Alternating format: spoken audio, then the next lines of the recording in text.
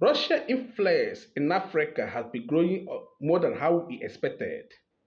The deal between the Zimbabwe and Russia had been going on for some time now. Remember last year there is a Russia summit in Moscow, Russia and Africa summit in Moscow, and last year too there is a summit in China when the China president invited all African president, African leader to discuss about business and infrastructure and development.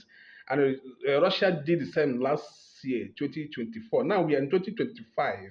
The influence of Russia have been growing more than how we expected, mostly in West African continent. Now is in Zimbabwe, Mali, Burkina Faso, and Niger Republic.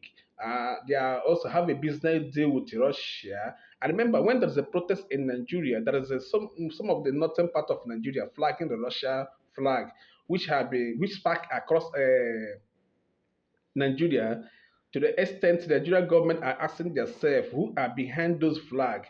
And after that, those people who behind the flag was apprehended and also sentenced to according to the law of their country.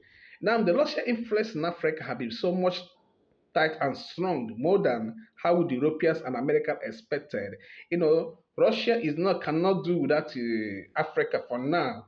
Now the world, the Europeans have turned against Russia. The USA now. Remember when the USA President Donald Trump was in office 4 years ago, he had a good relationship with Russia and the North Korea president. Now he's back again. The relationship between him and Putin have regained its place again, and now the influence between the Russia and the USA and the Africa have been growing more than how the world expected it to happen. And the little rocket man is still planning to maybe put in fingers in across Africa. What do I mean by little rocket man? When I make that statement, that's a statement from the USA president Donald Trump when he made that statement, he was on office 4 years ago. Now he's back in office again.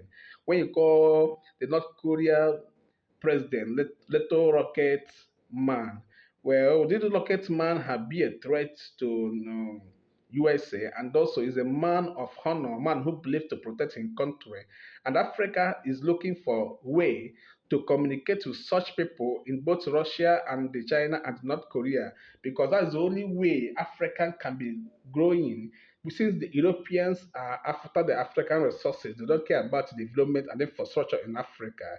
But Russia has not been in Africa. They're not a part of the slavery in African history. Now Russia is coming back to do business in Africa. I think this is time for Africa to benefit from Russia and also benefit from the China as usual. The way they are coming, what matters a lot is when you take the resources, they replace.